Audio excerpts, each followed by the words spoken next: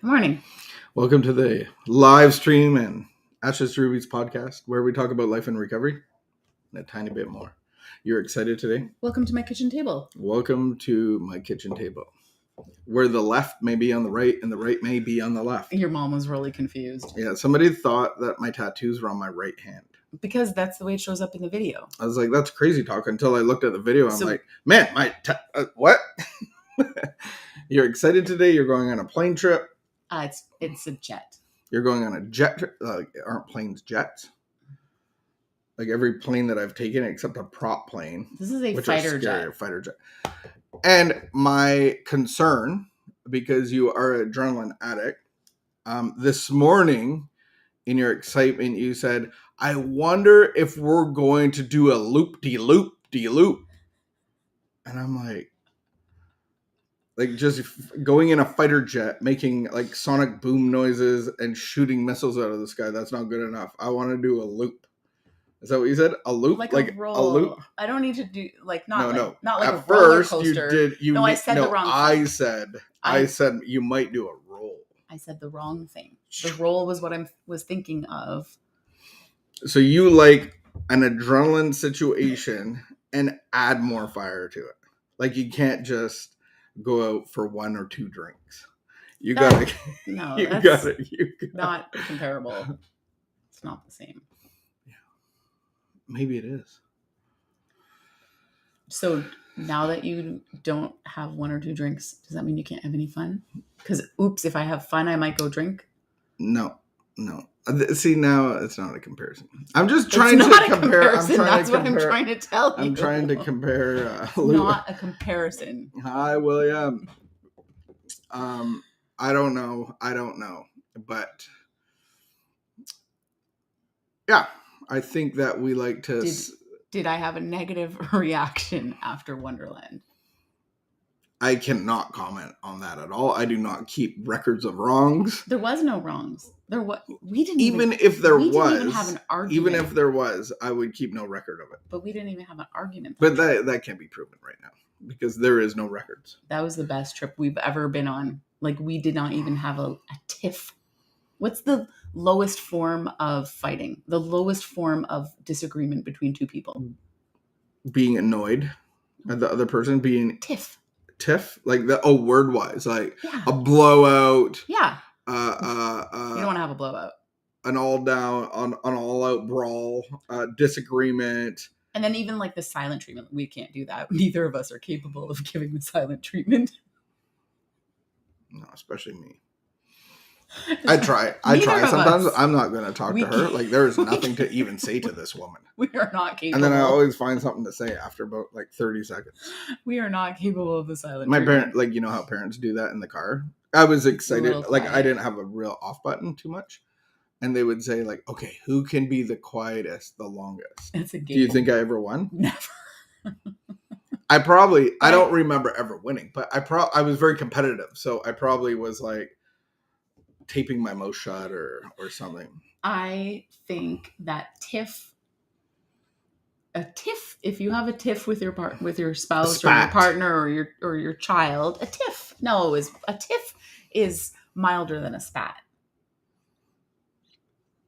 A tiff is milder than a spat.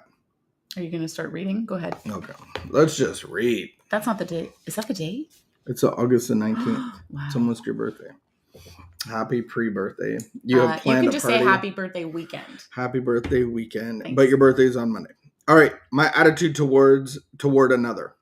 My attitude toward another. So my thinking toward another person, my preconceived notions, my ideas, my beliefs, whether drinking or not, can have an untold influence on the life of my family. Perhaps, though long drinking years, I acquired the habit of tearing them down, showing my contempt for their actions, indignation at the neglect of obligations. I am responsible for the consequences of such attitudes. Even a little understanding and compassion will show us that our behavior is ego destroying and the ego of the drinker is already painfully battered by guilt, shame, and fear. Today's reminder. I never want to forget that my partner or my friend with a drinking problem, with whatever faults they may have, is a child of God. Amen. And they're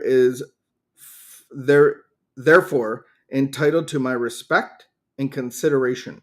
I will guard against assuming the role of judge and punisher, for I cannot destroy another person without inflicting great damage on myself. Mm-hmm. Quote of the day by J.B. Shaw.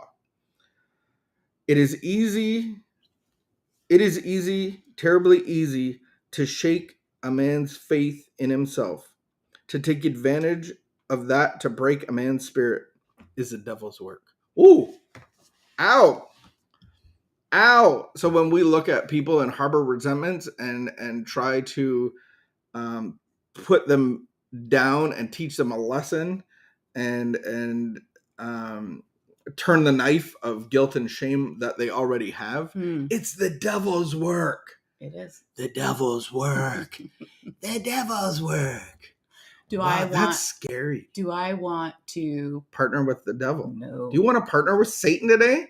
No. Well, then stop your tiffing and spatting. And my response is my responsibility. That's true. My response is my responsibility. And I need God to change my attitudes. 100%. And my beliefs. 100%.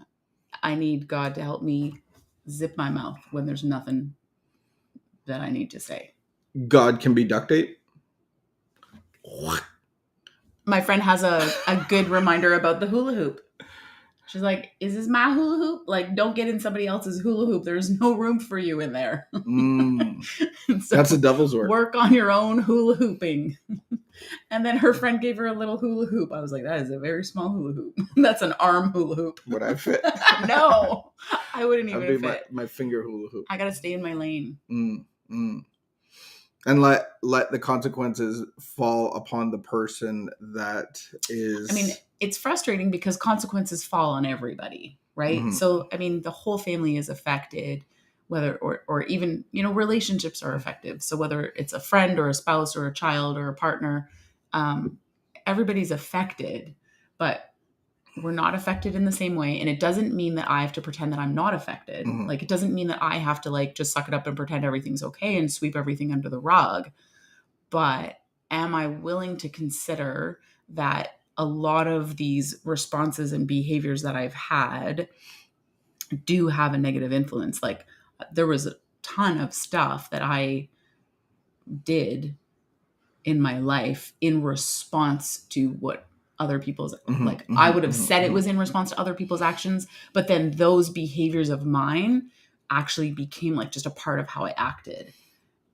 So when I was frustrated, when I was angry, and I would excuse my behavior. So then the key to being around anybody, whether they're on their own train or plane, or whether they're toxic people or narcissistical personality, anything, then I have to be in fit spiritual condition. And so our primary purpose, and people think it's to help other people or pass on the message, it's actually to be a fit spiritual condition. That is my primary purpose. Without being fit spiritual condition, I am going to be intolerant. I'm not going to be connected to God, and I won't be connected to anybody around me. I won't have the unity of God's spirit and love within me. So to be a fit spiritual condition, then I get to pass on the message. But a lot of people pass on the message without being in fit spiritual condition. And that's what we call religion. Leaving God out of the things that I'm doing spiritually without being fueled by his spirit. And the more that I can absorb and practice my own connection with God, the more spiritually fit I get. Spiritually fit. Which is why we do our LifeLab. All the things that we do. We have our Wednesday LifeLab noon meeting, which those recordings go up on YouTube. Yeah. And then we've also adopted. We've adopted a triple practice. Word score. We've utilized a free app. It's pauseapp.com. Yeah. Pauseapp.com. 30 days to resilience. 30 days to resilience meditation tool, and it's really intentional. It's really very cool. Intentional, and it's actually bringing us. How do we develop relationships? Take pauses. to strengthen my union with. Either we're strengthening our union with God or eroding it. Because the reality is, none of this is going to happen by accident. Eroding. I can't just like want to be different. I can't just want to be better around other people. Harder. I can't just try harder. It doesn't work. I'm gonna maybe be able to muster up the strength for like a little while, for a week. But then something happens and I have this strange mental blank spot and everything goes out the window. And next thing I know, I'm like doing all these things I never wanted to do. And that's heavy baggage to carry. So you got to really do intentional, purposeful practices in order to break out of that cycle. So my response is my responsibility through my union with God. I can't be united with God and united with the people around me if I'm spiritually separated from God. Wow, heavy duty stuff. All right, I'm gonna go. And we're gonna have what? I'm leaving on a jet plane. I'm leaving on a jet plane. Don't know when I'll be back again. If anybody can name the artist of that song, I will give you a free AdaR sticker. As well, there's a bunch of us starting September LifeLabs. So feel free to hit me up. And I'm doing a daytime one for lunch. Vicky and some people are doing an evening one. Maybe for dinner. All right. Thanks for joining. I just sang on camera. Thank you for joining. Have a great day. Keep the peace. Thanks for the birthday wishes. Bye.